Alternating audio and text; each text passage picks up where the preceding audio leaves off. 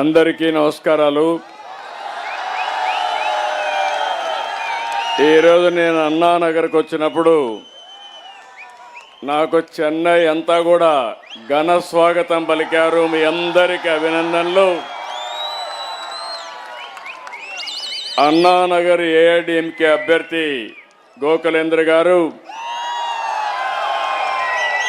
Tea Nagar అభ్యర్థి సత్యనారాయణ గారు, tea Nagar సత్య గారు, వల్లివాకం అభ్యర్థి అయినటువంటి విజయ్ కుమార్ గారు, ఇక్కడ ఉన్నటువంటి ఏఐడిఎంకే అదే మరిగా బీజేపీ నాయకులు కార్యకర్తలు అందరికీ నేను ఫస్ట్ టైం చెన్నైలో కూడా తెలుగుదేశం జెండాలు రెపరెపలాడుతున్నాయి. అలాంటి నాయకులకు కార్యకర్తలకు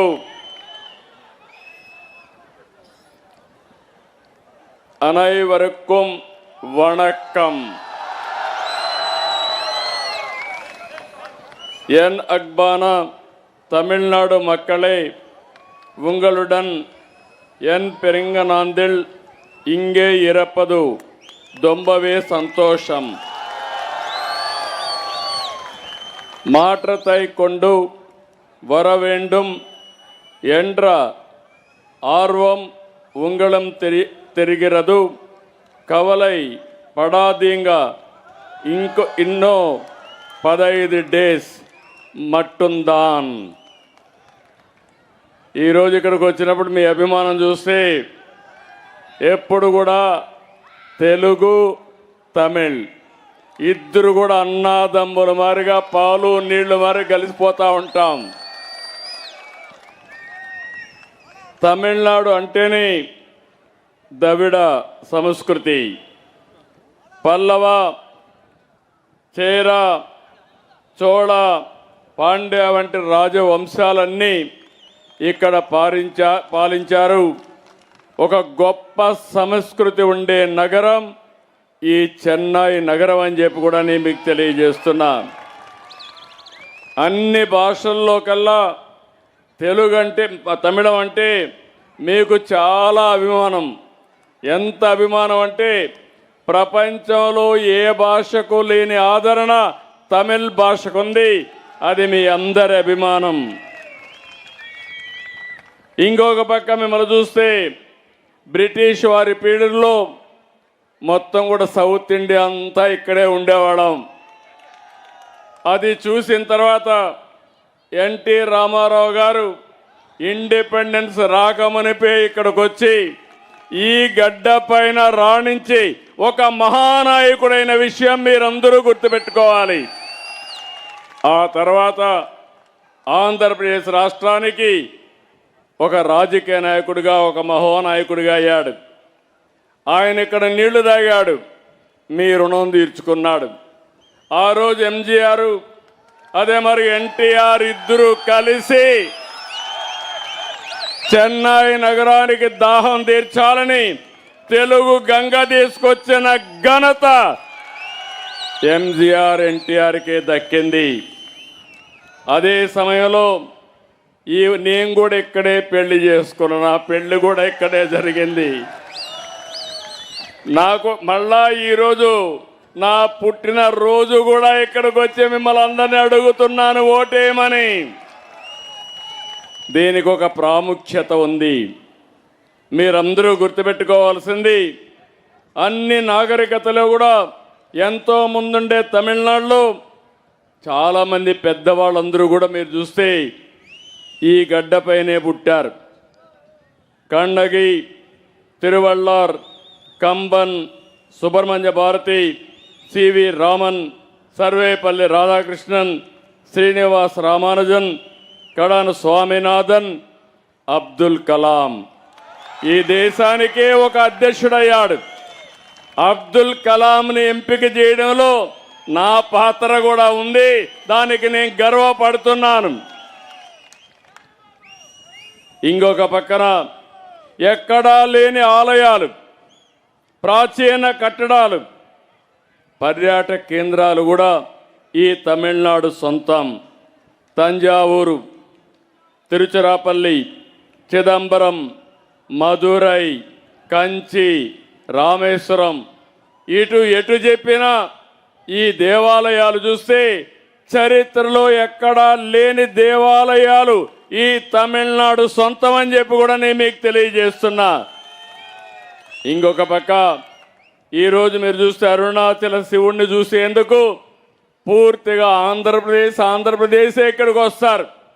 ఇంకొక పక్క వెంకటేశ్వర స్వామిని కొలవడానికి మీరందరూ తిరుపతికి వస్తారు. అది మన అనుబంధం అని చెప్పి కూడా నేను మీకు తెలియజేస్తున్నా. మనమందరం కూడా భాషలు వేరైనా తమిళ్, తెలుగు, కన్నడ, మలయాళం మనమందరం ద్రవిడులమే. ఆ విషయం గుర్తుపెట్టుకోవాలి. మనమందరం అన్నదమ్ములమే. ఒకప్పుడు అంతా ఒక రాష్ట్రంలో ఉన్న వ్యక్తులమే. అందుకే మన నాయకుడు ఎన్టీ రామారావు గారు బ్రతుకున్నప్పుడు మొట్టమొదటిసారిగా ద్రవిడ యూనివర్సిటీని కుప్పంలో పెట్టి అందరినీ కలపాలని ప్రయత్నం చేసిన వ్యక్తి నందమూరి తారక రామారావు గారు. అందుకని ఇలాంటి కార్యక్రమాలు మనం ఎన్నో చేశాం. మళ్ళీ నిన్న మీటింగులో చెప్పాను, తెలుగు గంగ నీళ్లు వస్తున్నాయి. నేను ఎప్పుడు కూడా నీళ్లు ఇవ్వాలంటే చెన్నైకి నీరంటే మొదటి ప్రాధాన్యత ఇచ్చే వ్యక్తిని, మొట్టమొదటి వ్యక్తిని నేను. అదే సమయంలో మన ప్రధానమంత్రి నరేంద్ర మోడీ గారు, నేను ఇక్కడికి వచ్చింది ఈ విషయం మీ అందరికీ చెప్పాల్సిన అవసరం ఉంది. ఈరోజు దేశం అభివృద్ధిలో పరుగులు తీస్తూ ఉంది. ప్రపంచానికే గుర్తింపు వచ్చింది. దానికి కారణం నరేంద్ర మోడీ ప్రధానమంత్రిగా ఉండడమే కారణం.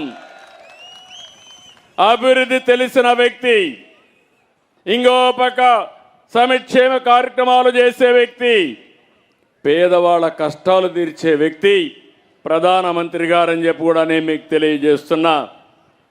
ఈరోజు మీరందరూ ఒకటి గుర్తుపెట్టుకోవాల్సిన అవసరం ఉంది. ఈ ప్రాంతం మిమ్మల్ని అందరిని చూస్తే నిత్య చైతన్యంతో మరి ముందుకు పోతారు. ఈ పార్టీ సిద్ధాంతం కూడా అన్నాదురై పెట్టింది కాంగ్రెస్కి వ్యతిరేకంగా పోరాడడానికి డిఎంకే పార్టీని పెడితే, ఈరోజు ఆ పార్టీ డిఎంకే పార్టీ పోయి కాంగ్రెస్లో కలిసిపోయే పరిస్థితి వచ్చింది. వారికి సపోర్ట్ చేసే పరిస్థితికి వచ్చారు. ఇంకొక విషయం కూడా గుర్తుపెట్టుకోవాల్సిన అవసరం ఉంది. మీరు నిన్న ఒక సంఘటన జరిగింది పార్లమెంట్లో. తమిళనాడులో చర్చ జరగాలి, దక్షిణ భారతదేశంలో చర్చ జరగాలి. మహిళలకు రిజర్వేషన్లు ఇవ్వడం 30 సంవత్సరాల నుంచి పోరాడుతున్నాం.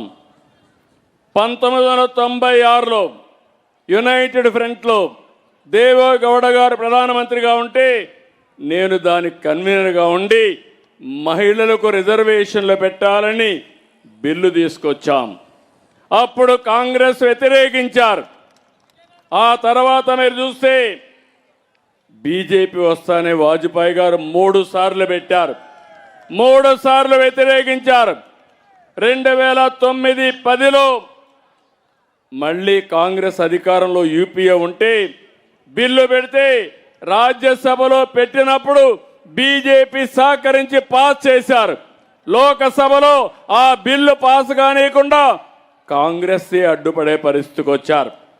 ఇప్పుడు నరేంద్ర మోడీ గారు 2023లో మహిళలకు రిజర్వేషన్లు పెట్టాలని పార్లమెంట్లో బిల్లు పాస్ చేశారు.